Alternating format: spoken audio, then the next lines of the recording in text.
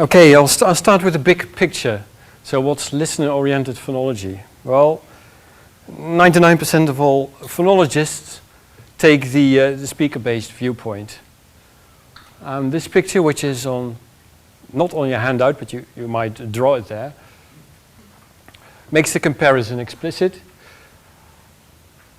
In the speaker-based view, you start by modeling a speaker. So a speaker has an underlying form, some concatenation of lexical items, for instance, turns that by his or her grammar into a surface form, so a hidden abstract surface structure, and then maybe a module called phonetic implementation or something like that turns that into an overt form, a phonetically detailed form. Now the task of the listener in such a speaker-based model would be to undo that mapping. So given an overt form, an auditory form, auditory representation, the listener would have to choose from among multiple candidates an underlying form that gives rise in the speaker's grammar to that same overt form. Right? So that's the task of the listener, and that model is rather intricate. Now here's the reverse model that I argue for in this talk.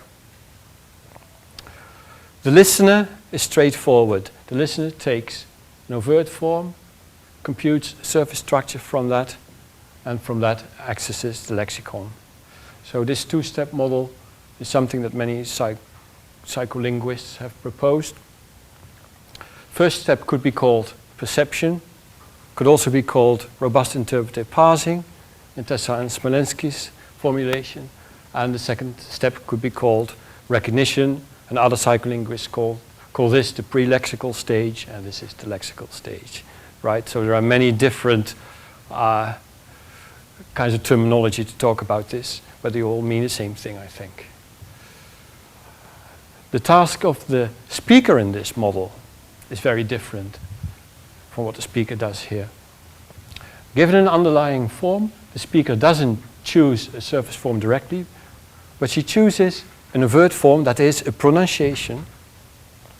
And from all candidate pronunciations, she computes the hidden surface structure that she thinks the listener will construct from it. And she will take into account the results of her view of the listener's perception. So I'll talk about this and find evidence in real language data that shows that in many cases this is more correct than this model. You can see that there's one representation less in this model than there, and that's because the speaker takes into account the extent to which the listener can reconstruct a message, but only the phonological message without lexical access.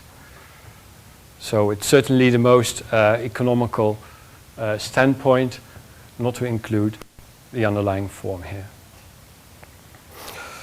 Now, this is the big picture. You can find more of that in my work from '98 on. And I will give one single example during this talk, and that's the case of H aspiré in French. So I'll talk about that example only. First start with the data then.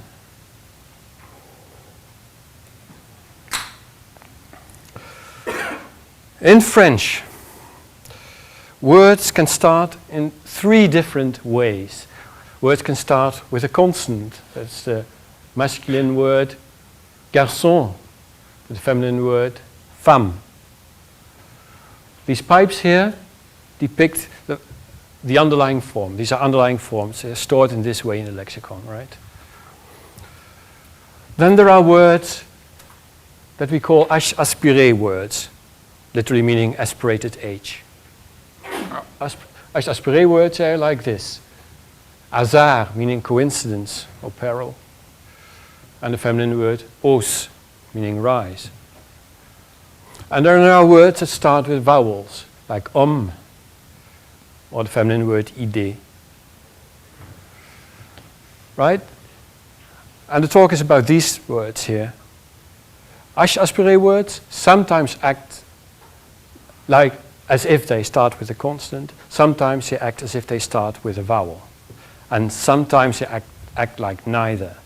And the neither case makes the big difference between the speaker-based and the listener-oriented views. So, the little sign here, no one wonders what it is. That's the IPA symbol for a glottal stop. It's an arbitrary symbol that I'll use here to mark the H-aspiré. Utterance initially, or phrase initially, H-aspiré acts like a vowel. So you say hasard, os, idée, and it's complete neutralization. So it acts like a vowel, or perhaps a vowel acts like H-aspiré, who can tell? But there are 4 processes in French where H-aspiré acts differently from a vowel, and I'll present all of those 4 processes to you now. The first process is elision. Say your underlying form has the definite article le, followed by a masculine noun. It works like this on the 6 examples that I showed you, right? Only those 6 examples will occur during this talk. So garçon, le garçon. Hasard, you say le hasard. Homme, you don't say le homme, you say l'homme. That's the elision case, right? So the schwa, the underlying schwa here, is elided. Only if the word starts with a vowel.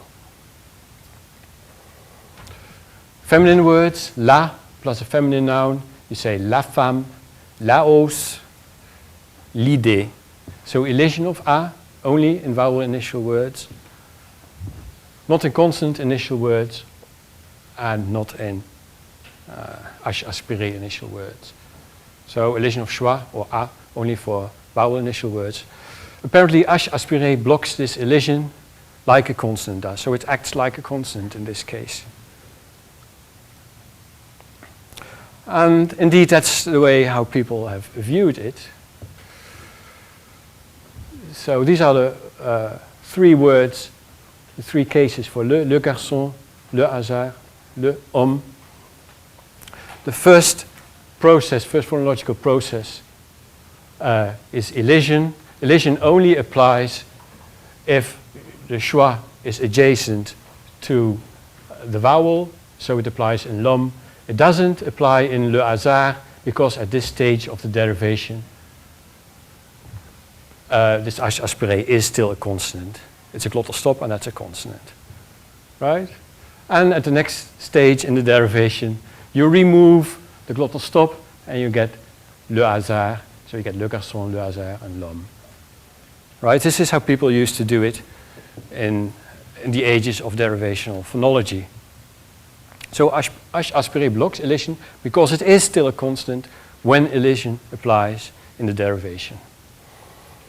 The rule ordering here is counterfeeding for people who are working in opacity. So if we want to model this in OT, as we will later on, we can expect some problems. This is the first case, elision. Now, I have shown the underlying form of H-aspiré as a glottal stop. More people have done many things about this. H-aspiré is a consonant. Many people have said it's a consonant. François Del said it's an abstract consonant. Larry Hyman, that it's a floating feature plus continental. Jean-François Prunet proposed that it has no features at all. And the people who I will refer to most, Meisenburg and Gabriel, simply represented underlyingly as a glottal stop and a tilde below it, and the tilde means creak. So there are many realizations which it is produced as creaky voiced. So le hasard, right? You creak the A. Other people have proposed syllable structure analysis of it. So Clemens and Kaiser, for instance, have proposed that H-aspiré has an empty onset and vowel-initial words have no onset. And de Jong has proposed the exact reverse, so no onset for H-aspiré initial words and empty onset for vowel-initial words. So someone has said, I believe, I don't know who it was, that if you get the representations right, you get the phonology right. This clearly belies that, right? You have opposite representations and the same surface, so you have the opposite phonology as well. Yeah, that was quite funny at the time. So other people have proposed things like a syllable island. So azar, this little dot here means a syllable boundary. So azar comes with a prepended syllable boundary and doesn't, and so on. I'll follow this symbol here because nothing much hinges on it. Okay, second process. Enchaînement or enchainment. This happens with vowel-initial words. The word quel, meaning which, followed by a masculine noun, right. Quel garçon, quel hasard, quel homme. Now in the case of quel homme, you see this so-called enchainment. The L of quel becomes the onset of the second syllable, quel homme. But the quel hasard, this is the case in which you actually do hear either a pause or a glottal stop or creak or any combination of these, right? Some auditory cues for the syllable boundary or the glottal stop, or whichever way you want to represent it. The H-aspiré. So a triple contrast here between quel hasard and quel homme. And that notation is from them. So enchainment only works for vowel-initial words again, and H-aspiré seems to block it. Indeed, it again works as if it's a consonant. And the derivation would be that quel plus hasard becomes quel syllable boundary hasard, whereas quel homme via enchainment becomes que syllable boundary l'homme. And then you delete the glottal stop and you're simply left with a syllable boundary here and there. Well, we already see that the thing is actually pronounced here, right? So this is already a little bit of a problem for this abstract analysis, which follows Tranel and others. So the question is already, what is a surface representation? Is a surface representation something like this, very phonetic representation, quel hasard, including the phonetic detail, versus quel homme? Well, that's what Chomsky and Halley would have said in 1968. If it's phonologically relevant, then the detail has to be included. Some other people, this is the Tranel, the nonlinear phonology style, they wouldn't care about phonetic detail and simply only mention the syllable boundary. And in OT nowadays, you see some combination of those. People don't really know anymore what a surface structure is. There's no principled way to write a surface structure in OT. It can contain hidden material like syllable boundaries and phonetic material.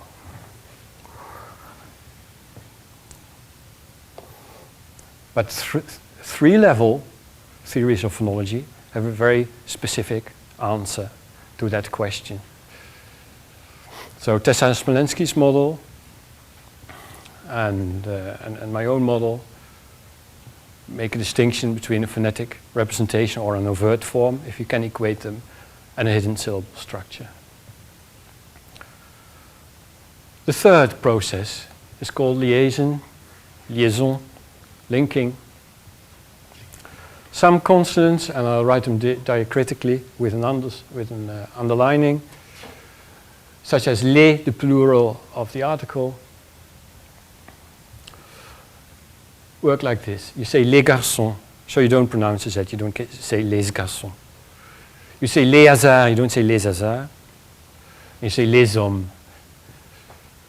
Same with the feminine words, les femmes, les hausses, so the rises, and les idées, the ideas. So the liaison, the linking of this consonant, only occurs for vowel-initial words. Les hommes, les idées. And H aspiré words, again block liaison. It's like a consonant does. The Z is not pronounced. So this is the third time that H aspiré works as if it's a consonant.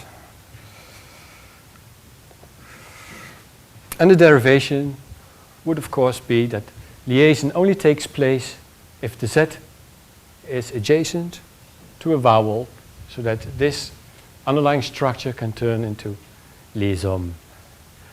It doesn't work here because at this point of the derivation there is still a consonant here, so the Z drops, les hasards. And at the very end of the derivation the glottal stop is deleted. And you get this contrast here, les hasards versus les hommes, one with liaison and one without.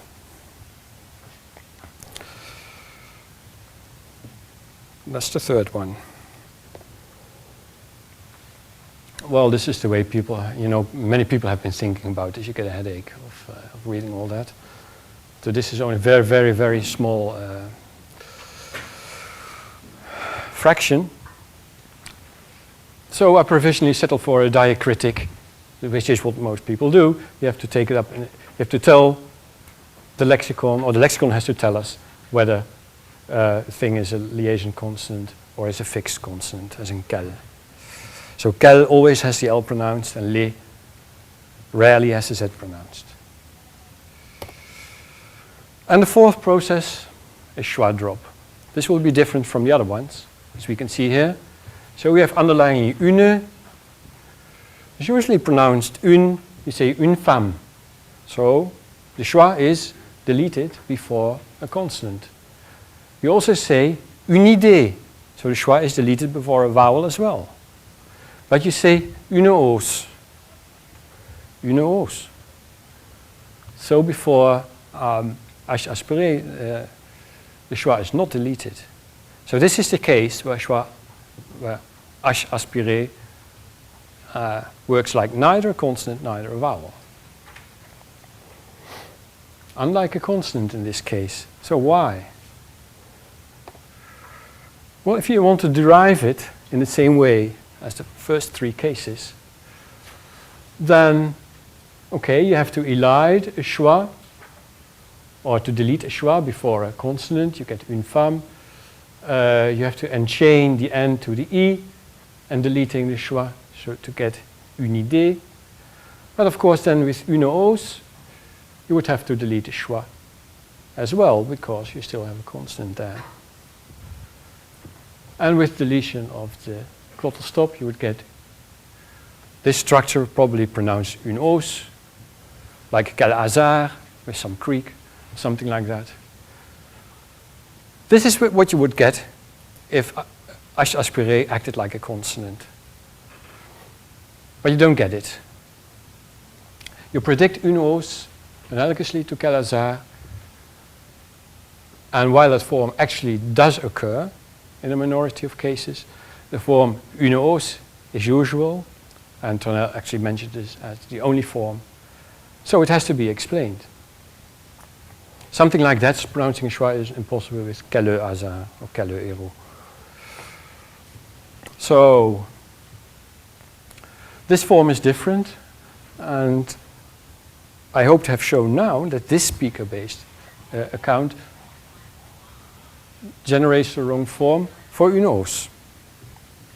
But this is derivation of phonology. So we'll see about OT in a minute.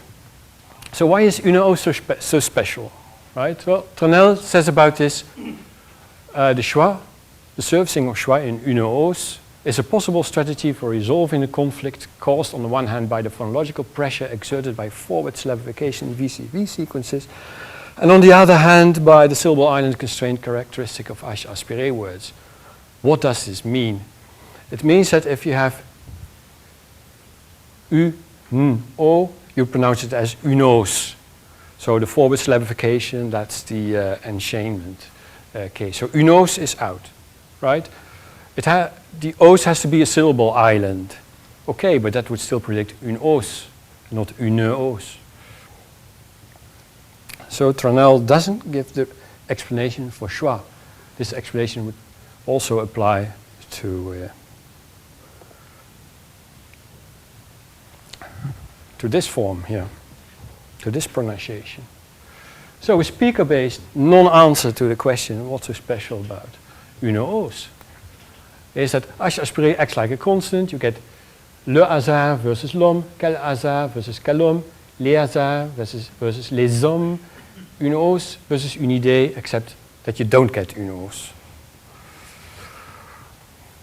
So only 3 of the 4 processes are handled correctly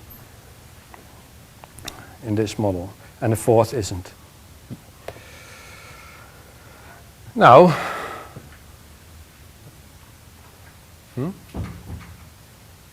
okay, moving something. Now we'll give the listener-oriented answer. So first tell you what's going on, and then formalize it. So the answer is, well, you want to maintain an auditory difference between vowel-initial and aspirate-initial words. And how is this achieved? Well, in the hasard versus homme case, in the le case, it's achieved very well. You say le hasard versus l'homme. So there's a very good difference between the two. This one has the schwa, and this one hasn't. So it's a good difference, right? A vowel constitutes a difference between the two, right? In quel hasard versus quel homme, the difference is okay-ish, right? This could be a pause or a creaky pause or some glottal stop. It's not a real segment, but okay, it is a contrast. It's the best you can do. Then the case of les hasards versus les hommes, the liaison case, that's a good contrast as well, because in les hommes you have the Z surfaces, and in les hasards it doesn't surface. Real good contrast. The whole consonant is the difference. Now, the 4th case, okay, you couldn't say une-os, because that would fall together with une idée. That would be a very bad contrast, because there's no difference at all. But the thing predicted by the speaker-based account, une-os versus une idée, that would give the same okay-ish contrast, the creaky pause. Well, this contrast here, une-os versus une idée, has an even better contrast. Schwa versus no schwa. So it's as good as le hasard versus l'homme. It's a very good contrast. Why isn't that available in the case of quel hasard? Well, it doesn't have an underlying schwa, and you're sort of forbidden to pronounce non-underlying schwas. Right? So in a listener-oriented account, we can already understand what's going on. Preferably, you pronounce a schwa, because that makes a good difference between, a form here and a form there. If that's not available, you have a second choice. So either a schwa or a consonant, and if that's not possible, something glottal. Well, what explaining it in these functional terms is something different from convincing phonologists who want to, only a formal explanation. So I'll try to formalize it within the framework of optimality theory, for instance, Smolensky, 93. And I'll show you 2 possible formalizations. First, speaker-based OT, and listener-oriented OT.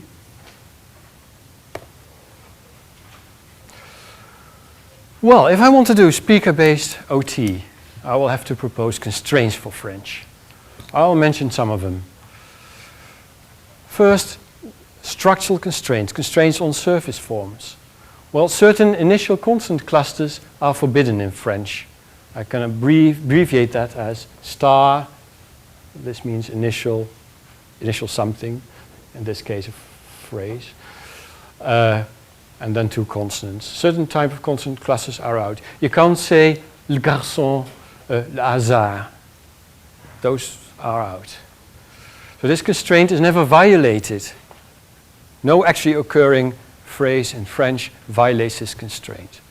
because these two things are impossible. Then there's a constraint, also never violated, that says that the liaison consonant is never followed by another consonant. You don't say les garçons, les hasards, but you can say les hommes because it's followed by a vowel. That constraint is never violated at all. This is not a very good formulation. If you think that, then I agree with you, but this is not the topic of this talk. So I'll just name it like that. And then the main point, speaker-based faithfulness, as proposed by McCarthy and Prince 95. That's faithfulness for a two-level phonology with underlying forms and surface forms. For instance, the constraint dep schwa, whatever dep means, is an abbreviation for something that's quite ununderstandable, but dep schwa, that means a pronounced schwa must be underlyingly present. So the phrase quel hasard is outruled by this constraint because it contains a schwa that's not present in the underlying form. So you don't insert stuff that's not in your lexicon. That's never violated in French either, at least not in the simplification, today's simplification. Then the constraint max schwa, that's the reverse, so an underlying schwa must be pronounced as schwa. That's what it says. So une and os, this rules out unos because it doesn't pronounce the underlying schwa. But this constraint is very often violated in actual French phrases like une idée, l'homme, une femme. All of these things have underlying schwas and they're not pronounced. So that means, in OT terms, that this constraint is low ranked, is ranked below all the other constraints there. Now, a grammar in OT is the ranking of the constraints. Which constraints outranks which one? Constraints can interact with each other, right? They can be conflicting. Well, maybe this max glottal stop constraint outranks a constraint that says star glottal stop, meaning that we don't want to pronounce a glottal stop. This is because in the case of quel hasard, it's better to pronounce this underlying glottal stop, which is underlyingly present in hasard, than to delete it and to say quel hasard. Right, so this predicts this ranking. Because if this constraint were ranked high, then this form would be preferred over that form. We can also maybe assume that it's worse to pronounce a glottal stop than to pronounce a schwa, because une os is better than une os. It's also worse to pronounce a schwa than to not have its surface if it's underlying. We can see that because we have the word l'homme is better than le homme. L'homme violates this constraint and le homme violates that constraint. If this is better than this constraint that it violates, has to be ranked lower than the other one. Also in une femme is better than une femme. So apparently we want to delete the schwa and we can propose a constraint like star schwa, don't pronounce a schwa. So this doesn't pronounce a schwa even if it's underlyingly present. That's what this means. Okay, that was fast, wasn't it? So, the constraints that we have seen that were never violated, I propose that they are on top of the grammar. They outrank all the other constraints. And this is the ranking that we have seen, parts of. And the lowest rank constraint is max schwa, and there's also a constraint I didn't mention yet, which wants a liaison consonant to surface. So it's satisfied in les hommes and it's not satisfied in les garçons and les hasards. So this is the liaison consonant. So this is the whole grammar. And yes, this is my today's proposal for the correct ranking. But I will now show that 3 of the 12 forms are handled incorrectly under this ranking, at least under the speaker-based view of faithfulness. I say quite unfairly because the ranking can be patched up. I will show that later as well. So now I'll show you how this works. I've heard today that very few people actually know how OT works. So these French examples, which are now very, very, very familiar to you, will explain OT at the same moment. So this is a tableau. In the top left cell we have an underlying form, le plus garçon, And here we have two candidates. There may be more, but there's no space on the wall here. So le garçon is a candidate, le garçon is a candidate. Well, this candidate is ruled out by a very high rank constraint, namely this one.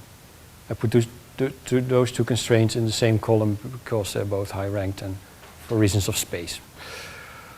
Le garçon violates this constraint.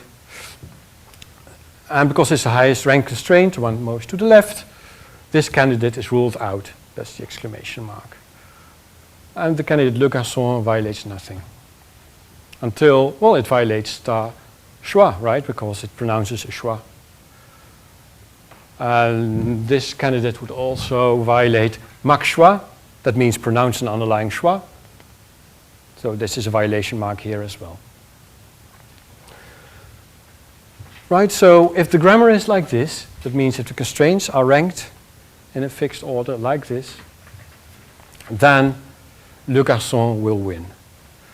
That is the winner is denoted by this pointing finger here. There's also a check mark here, means that that's actual French. Right? There's also this grammar worked correctly for that form. Okay. So we go on. We have 12 tableaus like this. So you get used to it. The underlying le hasard. Well, something like this. Le hasard is ruled out because of the same constraint against funny initial sequences. Max glottal stop is ranked high. It means that an underlying glottal stop has to surface.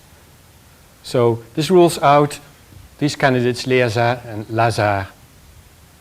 So this constraint rules out these two candidates, so the one that wins must be this one, le hasard. It violates the least high-ranked constraints. Not the fewest, but the least high-ranked constraints.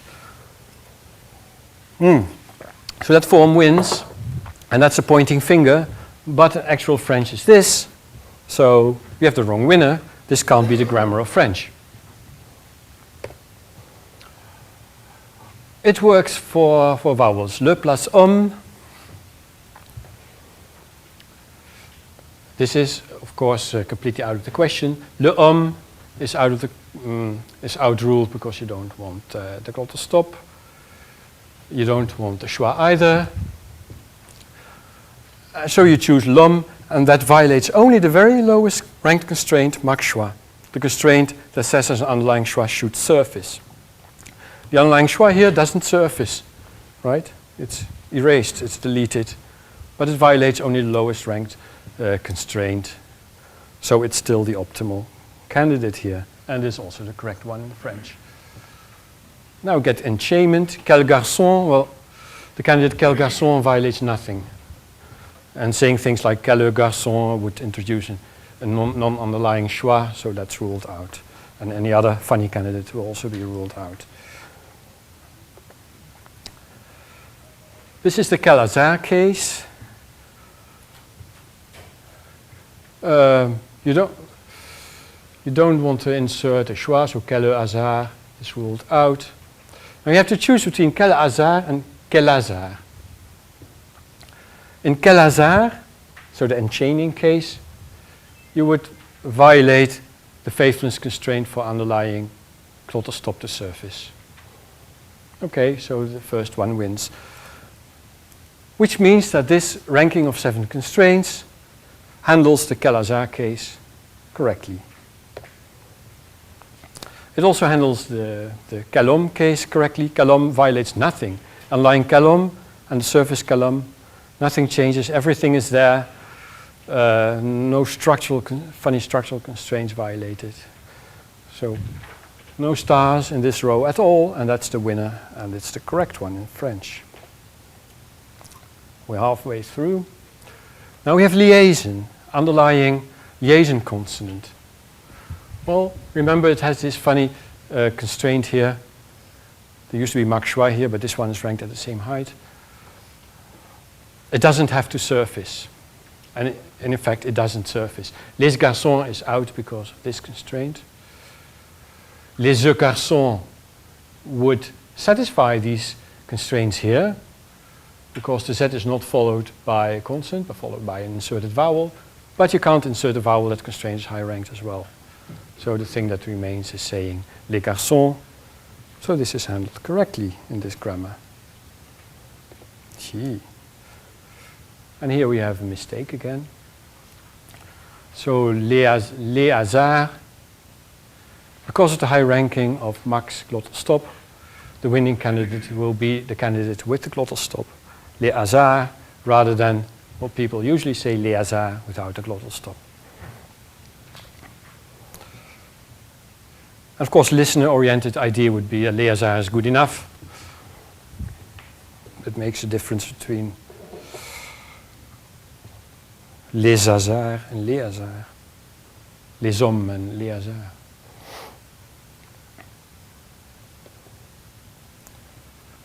And speaker-based liaison, for the vowel, you get les hommes, and les hommes violates nothing. That's the first candidate. And everything else either deletes something or inserts something or pronounces something that you don't want to pronounce. So that's the winning candidate. Now we have the schwa drop case. Une femme. Why does the schwa drop? Well, that's simply because star schwa is ranked a little bit higher than max schwa. So the fact that you don't want to have the schwa is just a little bit more important than the fact that you want to pronounce an underlying schwa. This is handled correctly. The une hausse case must be handled incorrectly. As we saw before, the winning candidate is une hausse, not une hausse. Because une hausse, as well as une hausse, violate this max glottal stop constraint. And finally, une idée is une idée because it only violates faithfulness for the underlying schwa. Now, no ranking at all of these constraints would handle all those facts correctly. This ranking wouldn't do it, any other ranking would fare even worse. Although these are the constraints that you would propose on the basis of the data. Now, if you have a look at the things that went wrong here, the winning candidate was les hasards instead of les hasards, or this one. Le hasard instead of le hasard, and une hausse instead of une hausse.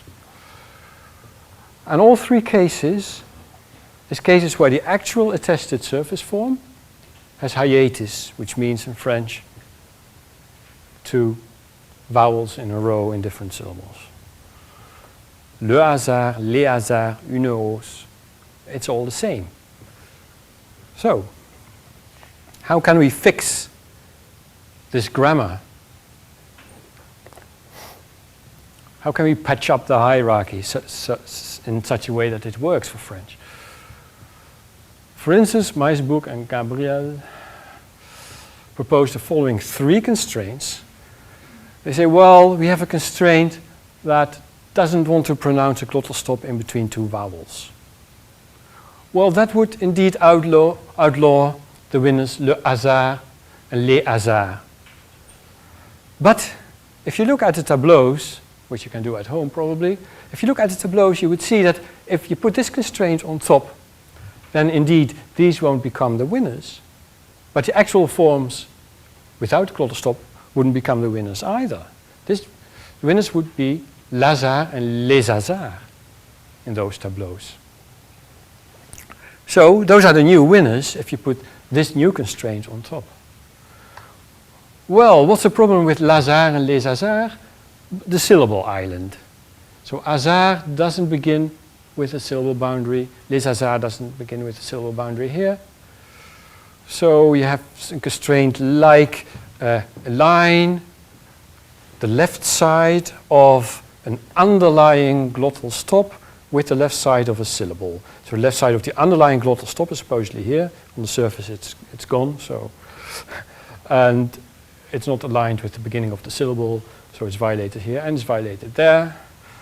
Well, that's how they patch it up. That accounts for the forms le hasard and les hasard. But then they have to outlaw the third form, une hausse, with this very funny constraint that says you have to pronounce a schwa if it's underlyingly present, especially before a glottal stop, an underlying glottal stop. Well, you know, there are always ways to patch up your hierarchy in OT, and for non-OTists, that's the bad thing about OT, because, you know, many authors do that. They propose constraints to fill up the holes in the reasoning. And this case is like that, because, well, you know, okay, you don't have a glottal stop between two vowels. Maybe that's reasonable. A line, a glottal stop with a syllable, maybe that's reasonable as well. But how about this constraint? Schwa should surface, especially if a glottal stop follows. Why is that? What does it express? We don't see it in any other language. Constraints are supposed to be, you know, a bit universal, so it's not cross-linguistically validated.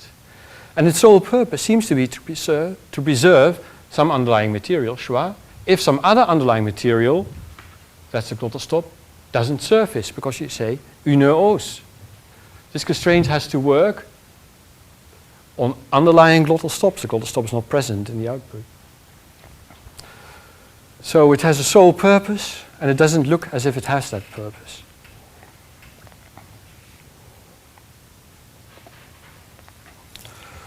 So I think it's wrong.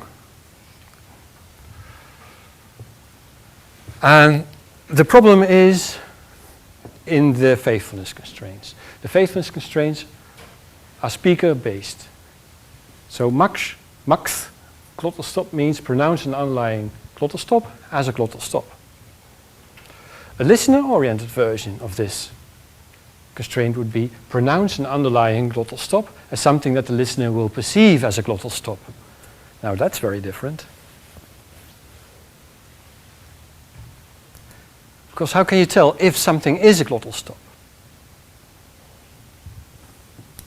But maybe you can tell whether a listener will hear it as a glottal stop, will perceive a glottal stop.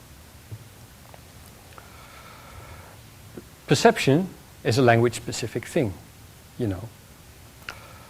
So maybe the French will perceive a glottal stop in certain situations that others wouldn't.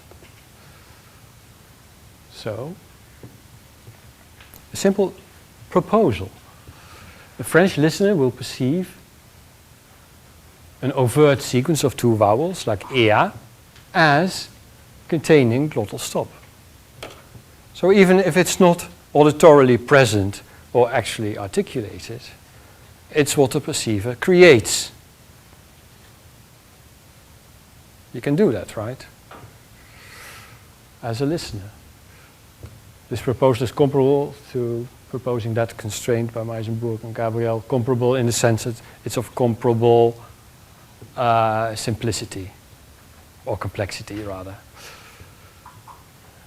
So what does it mean? Well, it means that le hasard is perceived as if it contained a glottal stop. It's perceived as le hasard, right? A hidden abstract structure. Les hasard is perceived as if it contains a glottal stop. Une hausse is perceived as if it contained a glottal stop. Le homme, if you could say that, would be perceived as le homme, as if it contained a glottal stop. So these are not French, so that's why I say would be perceived. Les hommes would be perceived as this, with a glottal stop. Une idée, if you say une idée, the perceiver will hear a glottal stop between the schwa and the e. Now if you combine this with the listener-oriented faithfulness proposal, we have to conclude that le hasard, les hasards and une hausse satisfy max glottal stop. The underlying glottal stop is actually perceived in these words because vowel sequences are perceived as if they have a glottal stop in the middle. So these forms do not violate max glottal stop if faithfulness constraints are listener-oriented and the French perceive a glottal stop between every two vowels. Les hommes, le homme, and une idée would violate if they ever occurred dep glottal stop. They would insert a glottal stop in perception. Now I'll now show that all 12 forms are handled correctly in this view.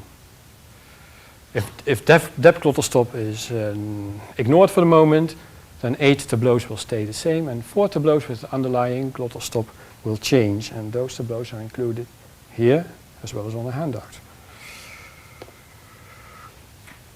So le hasard, underlying le hasard, the same for candidates, same for pronunciation candidates in this case. Well, le hasard, which is the correct form in French, used to violate max glottal stop, right? The underlying glottal stop doesn't surface. But the French will perceive a glottal stop there anyway. So it doesn't violate max glottal stop. So I erased the asterisk here. And by erasing the asterisk here, this becomes the winner. And it is the correct form. Nothing changes much in this tableau, which already was correct, except that we have erased something here, which is immaterial. Well, le hasard, the same. This form used to violate max glottal stop, making this the optimal form. Now it doesn't in a listener-oriented view, so this becomes the winner, and the correct winner. And now for une-os.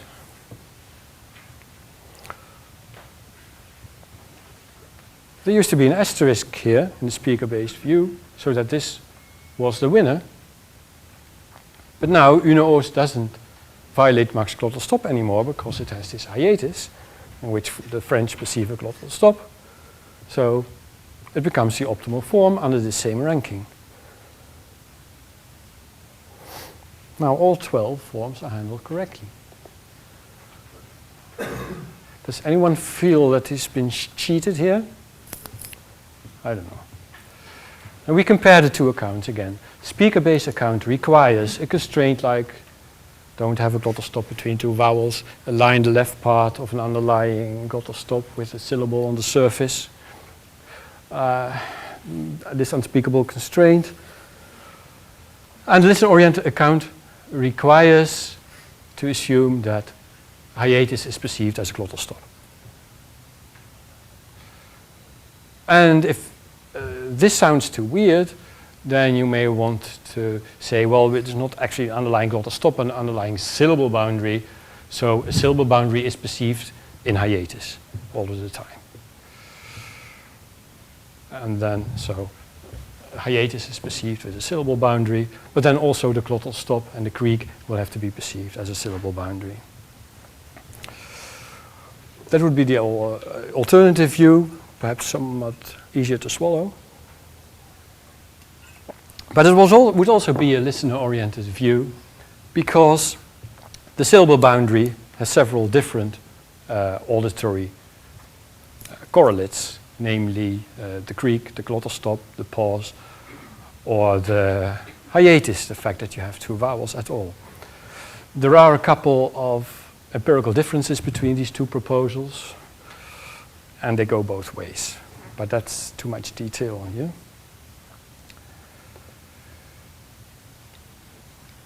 Yeah, to sum up, but I have a couple of more slides coming after this, and not on the handout. Listener-oriented faithfulness succeeds where speaker-based faithfulness fails, unless you patch it up with very weird constraints. You require 3-level phonology. That's Smolensky 98 or Boersma 98, which distinguishes overt auditory forms. Well, I combined the term overt form by Smolensky with the term auditory form by Boersma. And you have abstract phonological surface structures, which have more glottal stops in French. Now, several discussions today were about variation. And I have added a couple of slides about that subject. Yeah.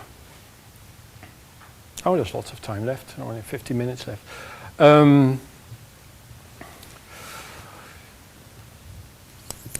If you really think about the ranking I just presented and the idea of why une-os was the best form, then I said that une-os has this schwa-o sequence in which it's easier to perceive the syllable boundary than in une-os, right? So une-os was labeled okayish and une-os as good. But the preference of une-os over une-os was actually attributed in this ranking by the ranking of star glottal stop above star schwa. So pronouncing a glottal stop is worse than pronouncing a schwa. That's not so listener-oriented. It can be made even more listener-oriented, not just with listener-oriented faithfulness constraints, but the difference between these can be turned into relative listener-orientedness as well. And indeed, that's possible. We can do away with the constraint, almost do away with the constraint, star glottal stop. In 11 of the 12 tableaus, the effects can be handled with depth glottal stop. Don't pronounce a glottal stop if it's underlyingly not present. If you want to check that, go ahead later. But the remaining tableau is une-os again. So, well, a special kind of listener-oriented constraints are probabilistic faithfulness constraints. They say, for instance, max glottal stop X%. It reads like this: pronounce an underlying glottal stop as something that has X% probability of being perceived as a glottal stop. Yeah, and of course this schwa has a larger probability, this hiatus has a larger probability of being perceived as a glottal stop than this actual bit of creak there has. So how does that work in OT? Even more listener-oriented account. Well, the form une-os, it used to violate max glottal stop, right? An underlying glottal stop is not heard. Well, it's not even heard in 20% of the cases, right? But in une-os, well, it is heard in more than 20% of the cases, but it may not be heard in 90% of the cases if you pronounce only this slight glottal stop with a bit of creak or whatever it is. Une-os, une-os, I don't know. What percentage of the cases will the listener perceive a glottal stop? Well, maybe not 90. So this is the constraint that's violated in une-os. But une-os has a hiatus in which maybe more than 90% of the cases the listener can reconstruct the syllable boundary. So that form doesn't violate that faithfulness constraints. So we can do without, almost do without star glottal stop. It can be at the bottom ranked.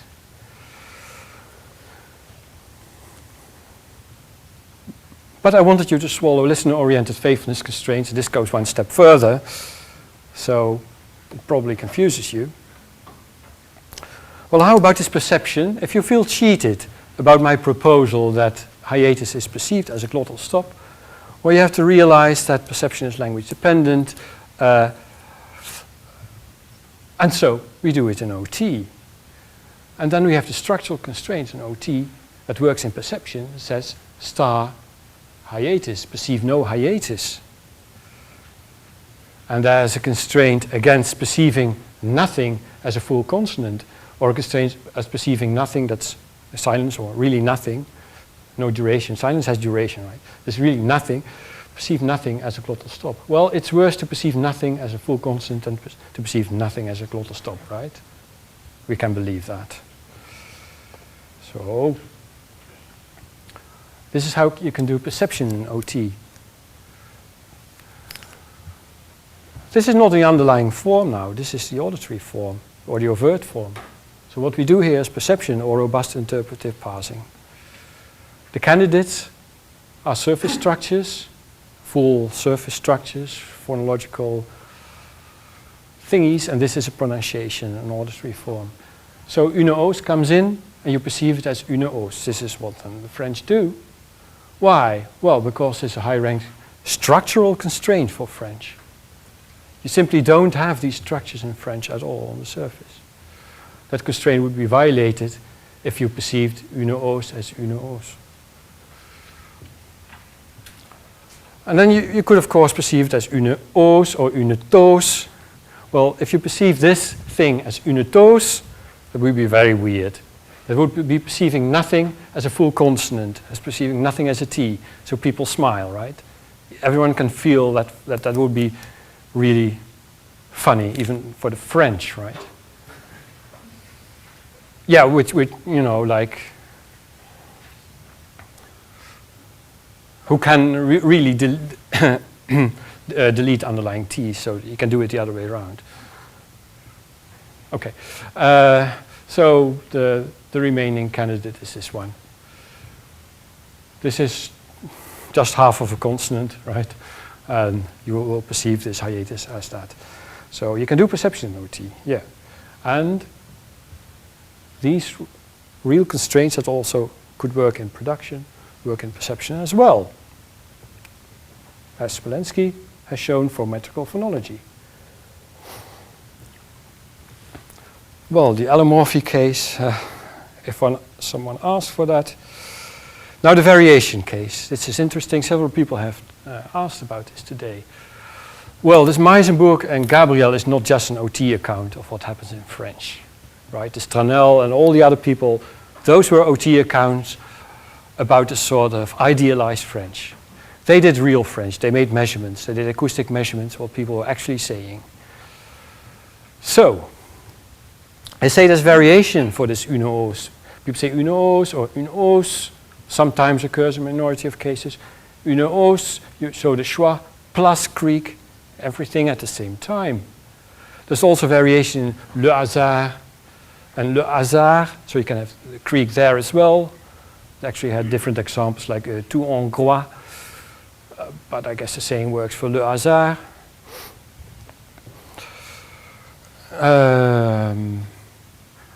Yeah, so the variation has to be accounted for. Well, the variation in une hausse. How can we have these three forms, the winner? All three forms occur in the language, right? So they all have check marks, they all okay French. And we want to have a grammar in which all of those three are the winners as well, right? In order to be able to do French. Well, let's see how these constraints are.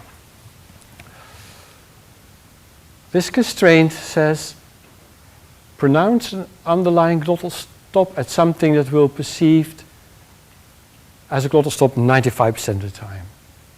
And you can only get that if you pronounce both the schwa and the glottal stop. If you say une hausse, then you know no one will think that you were actually saying une hausse, right?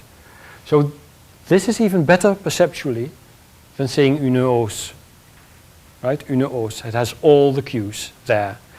This has a small part of the cues, this has even more cues, and this has all the cues.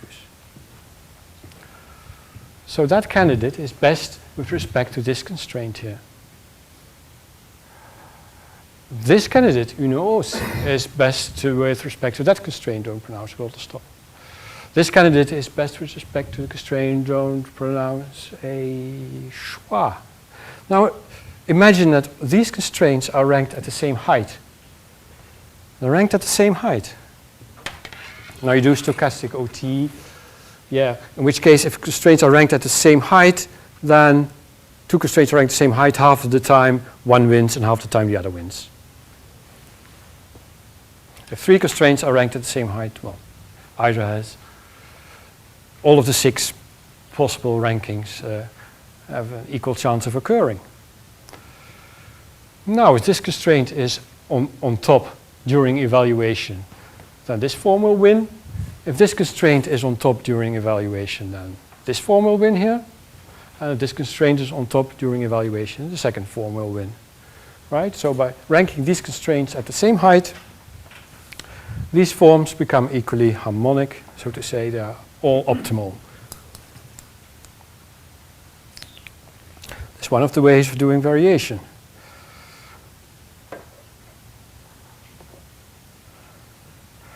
there's a bit more variation.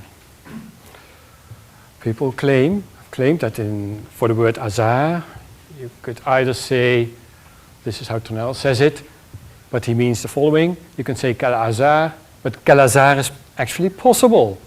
So if there are any real French people here and wanted to ask that, hey, but I can say that.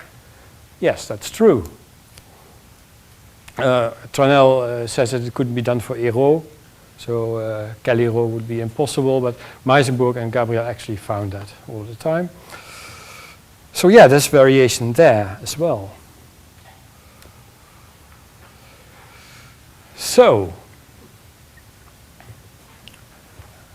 I've showed you 3 probabilistic listener-oriented faithfulness constraints, right? Pronounce an underlying glottal stop as something that will be perceived as a glottal stop 20% of the time, 90% of the time, 95% of the time. It's of course more important that the listener perceives it as a glottal stop 20% of the time than 95%, right? So there's sort of a fixed ranking there. If you rank the constraints in this way, those are the constraints that we have seen before, right? Nothing new. And they're ranked along a continuous scale. And there is some noise during evaluation, that's stochastic OT. So the constraint that's ranked just below another constraint can sometimes win, right? Say 40% of the time. Then you find, this is what I did this morning when I woke up at 5:30. You will find quel hasard 85% of the time, quel hasard 14%. You will find the triple variation in une hausse, and une hausse. And you find une hausse in only 0.8% of the time, so that's why people say it can't occur. You find some variation between les hasards and les hasards, between le hasard and le hasard, and you even find l'hasard 2% of the time. Except for this form, everything you find here is, well, there's only 2%. Everything you find here is attested and reported violation. And the way you get it is only by ranking the constraints at not too large distances from each other.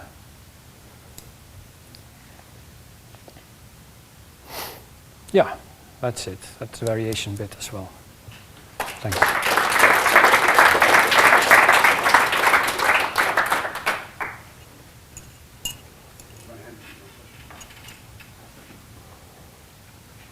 So you showed that there is a three-way distinction in the facts, right? There's consonants behave one way, vowels behave a different way, and this other thing, whatever it is, behaves yet another way. Then you showed that traditional solutions, which at first only have a two-member ontology, either vowels or consonants, cannot work. Well, it's interesting. It's not that surprising. If you only have a two-member ontology, you only get a two-way distinction. You can't get a three-way distinction. In your solution, you have a three-way distinction because you have vowels, you have consonants, and then you have this other provision that tells you don't merge this particular thing with vowels. It doesn't say don't merge any consonant with vowels. It says don't merge this particular thing with vowels. So you have a three-member ontology in your system. That's why you solve the problem. I'm not sure you gave the same breaks to the competition. Did you show that if you allow a third member of the ontology in a traditional type solution, you cannot get, in a traditional type approach, you cannot get. So, for example, what came to my mind is, isn't it true that all of these modifiers show up in their prepausal form before this thing? The modifiers, you mean? Yeah, what? like the lay and the articles. Okay, yeah. And so, They occur in prepausal. yeah, don't they show up in their prepausal form when they occur before the achastire? What, I don't know what's the prepausal form of le or une. Imperatives, mange le. Okay, that one, yeah. So just call it an Right, underlying- yeah. So just call it an underlying pause. It seems to me it would work without. J'en veux une, j'en veux une. Is une the underlying I mean, how would that work? Yeah, okay, let's say that that's true. What would that mean? So if you just said that without having the, the listener-oriented theory, if you just said this is an underlying pause, and you have faithfulness to that, which is ranked high enough, then that will give you the, will that work? That would work? Yeah, an underlying pause, yeah. An underlying glottal stop, underlying syllable boundary, an underlying pause. Yeah. That would work. So, you still So, yeah, but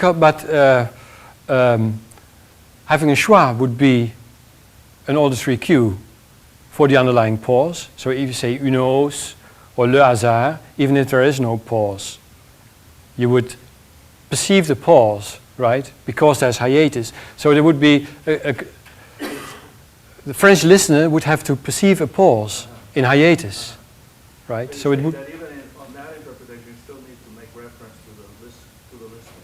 Yeah, because a pause, if a pause means a silence, then the silence is not the most usual cue for this. It varies. Sometimes you have creak.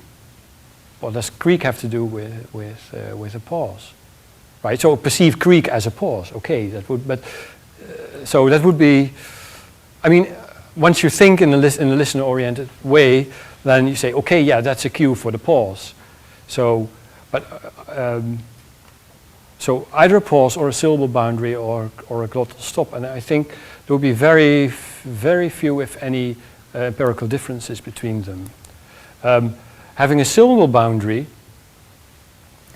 underlyingly instead of a glottal stop would have the advantage that the neutralization phrase initially is accounted for, because phrase initially you get a syllable boundary automatically, right, for free.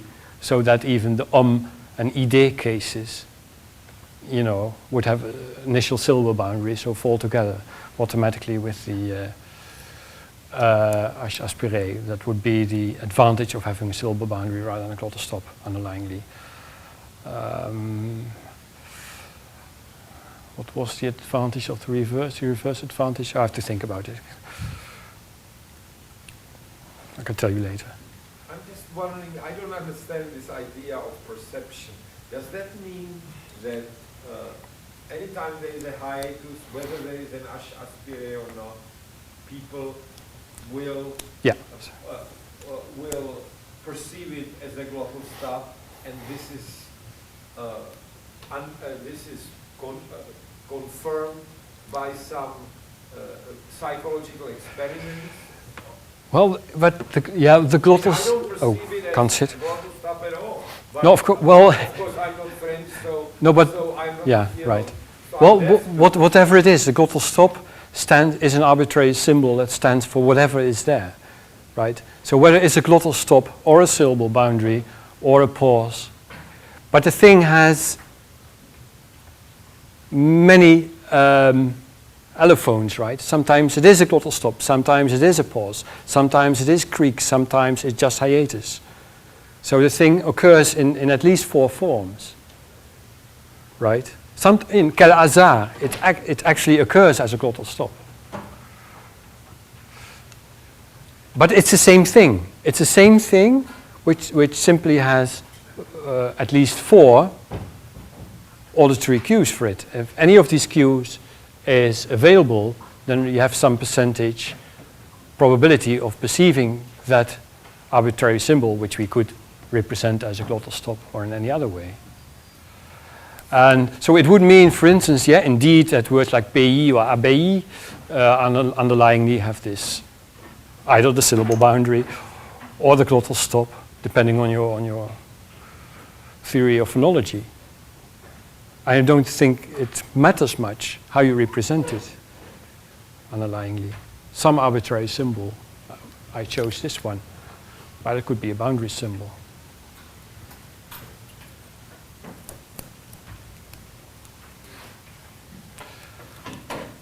Yeah, Jason. So I have a couple of questions, I guess. Maybe the most important one is this. If I understand how you set the theory up formally, you mentioned it was a 3-layer theory. three-level theory, like sympathy theory, for example.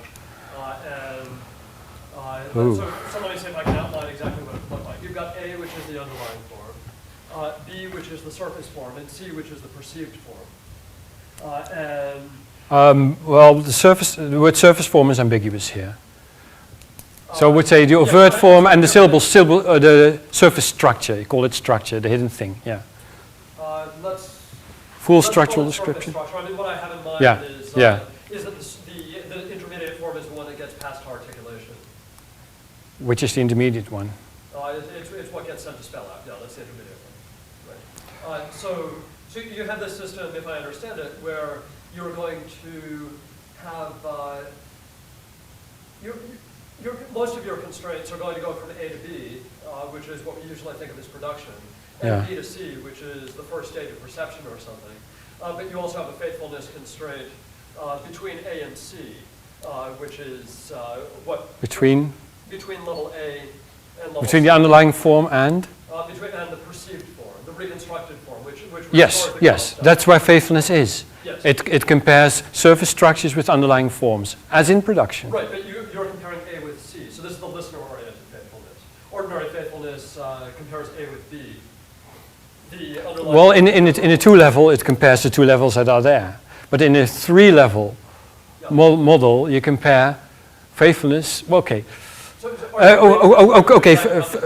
Well, you know, the underlying form is something abstract, right? So you could, lexical minimality is possible. I'll argue for that tomorrow. Lexical minimality is possible, and it doesn't interfere with richness of the base, right? That's tomorrow's talk. Okay, lexical representations are sort of economical and minimal, and these perceived surface representations are that as well. They contain the prosodic hierarchies, they contain foot structures, syllable structures, segments, features. Right. And these two structures, this surface structure and the underlying structure, are in the same alphabet. Right? They're comparable, they're commensurable. So faithfulness constraints can compare them. And the third form is your vert form, simply the auditory stuff that you hear as a listener, or have to produce as a speaker, the articulation. Right, well, so maybe I need to introduce a fourth form, because you haven't mentioned it yet. It's the one that the listener supposedly recovers, which you modeled at some point on the slides where you said you can also model perception with Optimality Theory. Yeah, right, okay. Okay, I'll show you. I'll show you that in slide 1 here. No, that's okay. Okay, slide 1. Yeah, so there's a surface structure here and a surface structure there. So what the listener does, hearing two vowels, for instance, is at this level insert either the syllable boundary or the glottal stop or whatever it is presented as, and then accessing something in a lexicon, perhaps the word azar with an underlying glottal stop or syllable boundary, right? What the speaker does is choosing a, you know, from the candidate set, choosing a pronunciation, computing for every pronunciation what the listener, what she thinks the listener will reconstruct from it. So these are both surface forms. Okay, this is the one in perception, this one in perception, this is the one in production. Faithfulness in production compares this with this. Good, okay, so with this diagram I can now ask sort of a, I think I can ask this question very simply, which is what ensures that that these two diagrams will agree on their answer. The way I was going to ask the question was this. Very, very good. If they don't agree, learning can take place. Simply. So, if what you perceive here, and then you access the lexicon and you compute what you would have produced, right? So you perceive something and there's some virtual production going on, and if this thing turns out to be different from that, you can re-rank. You can use EDCD or GLA or whatever to re-rank your constraints because there's a mismatch. This is the supposedly correct form in your tableau. This is the form that won in your tableau. Right? We have seen several tableaus with a pointing finger to the form that wins in the current grammar, and a correct form. If someone tells it to you that that's the correct form, that should have been the correct form, then you can re-rank constraints. So the learning algorithm for that. There's some ambiguity in the signal, right? So Yeah. It might be the fact that it might be the case that the listener can't uniquely recover the form. Right. So then it means that some constraints, if there's variation, some constraints keep going up as well as down on the next time. So if two constraints are ranked like this, not too far apart, and they really conflict, then they will hover like this. Hover, I don't know, like this, right? And the equilibrium will be the probability matching case, right? So you will, if a speaker produces something, say, well, produces this glottal stop in une os 1/3 of the time, you will also be trained as a listener to perceive, well, also to produce it 1/3 of the time, because you hear it 1/3 of the time. Well, yeah. So, I think Paul will have the last question. Well, I don't think it's a particularly good last question, but I'll ask it anyway. So, did you talk about the relation, the formal computation of the SF from the OF? That is to say, it's sort of a variation on Fred's question, I think, which is, how are we to understand the claim that a particular acoustic stimulus causes a French perceiver to perceive an element that your theory requires be perceived? Yeah. Where in your formal analysis does that happen? And the learning of it, you mean, the acquisition of it? not really. I mean, Oh, okay. Simply, where are the constraints that take spectrum Okay. into symbols? here they are. I think this was the slide. Yeah, okay. This is a perception tableau. OF to SF mapping. This is what the speaker knows that the listener will do. This is also what the listener does, right? So an overt form une os is mapped to a surface structure which contains, well, this boundary symbol here. So, Yeah, and of course you have to learn that ranking as well. So, And you haven't actually shown the full ranking here, right? Because from what you just said about learnability, you really are supposed to get back. Oh. No, I'm sorry, I take that. Yeah, well, okay, a bit more detailed. These would be F1 values, F2 values, durations, pitches, what you know, all the auditory detail there, and all the those phonetic detail. constraints have to say, perceive an F2 of so much as a low vowel or something. Yeah. That's what they Actually, don't perceive an F2 of so much as a low vowel. Don't perceive an F1 of so much as a. Constraints like that. Yeah, they have to be negatively formulated. Otherwise, it doesn't work. Yeah, yeah, but that's the case. Yeah, that's the case. Yeah. So these are also negatively formulated. It has to be negatively formulated. Otherwise, you can't do linear separation in two-dimensional space.